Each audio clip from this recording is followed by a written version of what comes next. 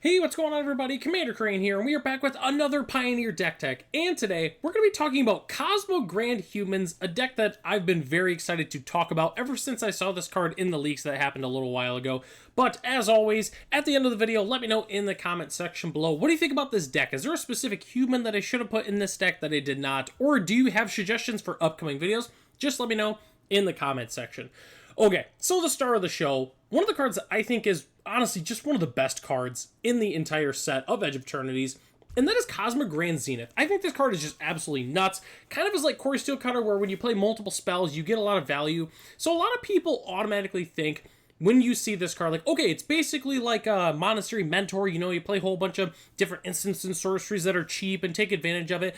And while people aren't necessarily wrong, one thing that I think this card is really, really good with is the fact that it makes human creature tokens, which not a lot of cards really make human creature tokens. Most of the time it's like soldiers or even knights or something like that. It's very rare that it's humans. And I decided, you want to know what? I'm going to play a humans deck that takes advantage of this card. We're going to make a ton of tokens, help us go really, really wide, which that's what we're going to want to do with this deck anyways. Put a whole bunch of 1/1 counters on all of our creatures. I think it can be really, really good in this deck. So let's go ahead and talk about it. All right, 40 creatures in this deck because we are a creature deck after all. So let's go ahead and take a look at it.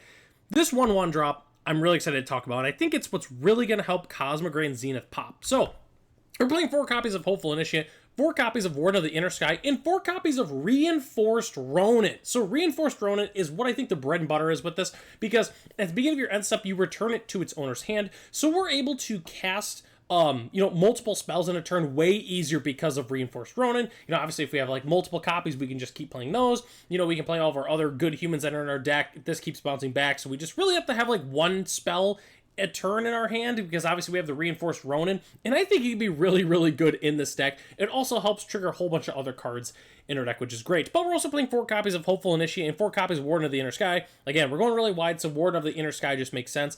And then Hopeful Initiate is just a really good 1-drop humans. There's a lot of good artifacts and enchantments to destroy in the current metagame, so I figured, why not? We'll go ahead and play the 4 copies of that. But we're also playing 4 copies of Coppercoat Vanguard. Great in our deck because we're playing a whole bunch of humans and going really wide, so it makes sense to play this.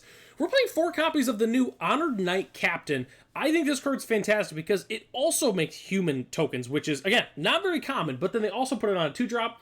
Spoiler alert, we're not playing equipment that we can grab with this. I thought about throwing one in here. I mean, if you really want to throw in like a Shadow Spear or something, I guess you really could, but I did not put one in the deck. We're also playing 2 copies of Resolute Reinforcements. I figured we should have 6 effects that like it's a creature that makes another creature. I just figured it, would be better, but I'm playing the Honored Knight Captain just because of something we'll actually kind of talk about a little bit later in the video. But we are also playing 4 Thali's Lieutenant. The card is awesome. Part of the reason I really like the Reinforced Ronin, but obviously with Cosmogrand Zenith as well, it's great just because it makes human tokens. We also put a 1 counter on all of our other creatures. It's just really, really good in this deck. And then obviously the 4 copies of Cosmogrand Zenith and 4 copies of Imodane's Recruiter. Again, we're going really, really wide. We play the Recruiter, gives our creatures +1/+0 in haste. It just fits the deck really, really nicely. So those are all the creatures that we're playing in this deck, except a few other spicy ones I forgot to talk about. So obviously, we want to try to cast multiple spells a turn. So ideally, if we can kind of cheat on the mana cost a little bit on some of our spells, it can make a huge difference. And that's why we're playing 4 Knight Errant of Eos and 2 copies of the Wandering Rescuer. So Knight Errant of Eos is pretty self-explanatory. It sees a lot of play in a number of different decks. I decided to play the Wandering Rescuer because it is a human, but it's also just a really nice card in general. 3/4 double striker. It's a human, so it fits the rest of the theme of this. It's just great. It's a card that really doesn't see a lot of play, which I'm a little bit surprised about because the card is just pretty awesome. But yeah, 4 copies of Knight Errant and 2 copies of Wandering Rescuer is really going to help us play a number of different cards each turn. So that's why we're playing 2 copies of that. So let's go and hop into the lands here. We're playing 20 lands. After all, 40 creatures, 20 lands makes sense. And it's a pretty standard mana base. We're playing 4 copies of Inspiring Vantage, 4 copies of the new Sacred Foundry, and 4 copies of Needle Verge Pathway in our deck. We are also playing the 1 copy of Battlefield Forge. I had room for 1 more dual land, so I figured we put it in there. We're also playing 2 copies of Cavernous Souls and 2 copies of Mutavault in the deck. And then rounding out our lands, we are playing 1 Aganjo, 1 Sekenzen, and 1 Basic Plains. As our spicy basic land of the day, I had to include one of the new plains from Edge of Eternities, and I really do like this one as well. I don't really see like a good Star Fox reference for the most part in this art, but it just looks really nice in general. I think the Edge of Eternity basics, honestly, are pretty good in terms of like nice looking extended art lands. I really do like how they look. But the next thing we have to talk about here is sideboarding for this deck. And obviously, I love to give this disclaimer. If your sideboard looks a little bit different than mine, that's totally fine.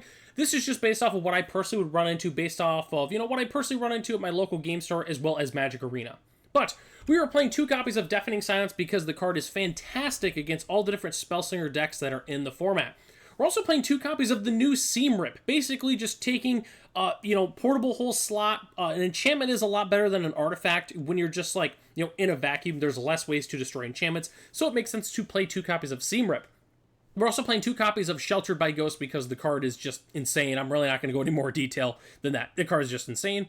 We're also playing 4 copies of Rest in Peace to hate on all those graveyards. 3 Wedding Announcements because this card's just really grinding. It's really good. Also makes human tokens. When we transform it, it's still pretty relevant, being able to give our creatures +1/+1. So yeah, it makes sense to play 3 copies of that. And then we're also playing 2 copies of Wear Tear. I think it's just an extremely efficient way to destroy artifacts and enchantments. Obviously, we can cast both sides because it has Fuse, but it's also just a nice card against, Unholy Annex and Courier Steel Cutters and a bunch of different good artifacts and enchantments in the metagame. Okay, so the next thing we have to talk about is the tips and strategy. I've got 2 things that I think will help you play this deck maybe a little bit better, I guess, sort of. It's really just understanding, how the deck operates in terms of, weird things that maybe you didn't fully realize, and you will after the tips and strategy section. So the first thing, this really only matters for the most part if you're playing paper Magic. So Knight Errant of Eos's wording is really tricky. So obviously, you look at the top 6, reveal some creatures, whatever. Put the revealed cards into your hand, then shuffle. You have to shuffle your library after Knight Errant of Eos. Most people just automatically assume, you just put them on the bottom. That's whatever. That's what most of these effects generally do. But keep that in mind with Knight Errant of Eos. You have to shuffle. So if you're playing paper Magic, it matters. If you're playing online, it really doesn't because it obviously automatically does it for you. But do keep that in mind if you're playing Knight Errant of Eos.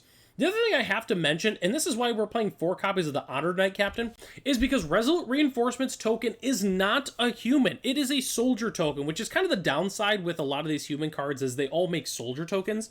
So that's why I'm only playing the 2 copies of this instead. It still fits the deck pretty good, even though we don't get to take advantages of some of the things like, obviously like Thali's Lieutenant, Coppercoat Vanguard. That's not relevant for us, unfortunately, with the soldier token. But obviously Cosmogrand Zenith, when we do get to put counters in play, it still gets the counter. So at least we get that. But do keep that in mind. It doesn't get any of the human buffs. Just keep that in mind.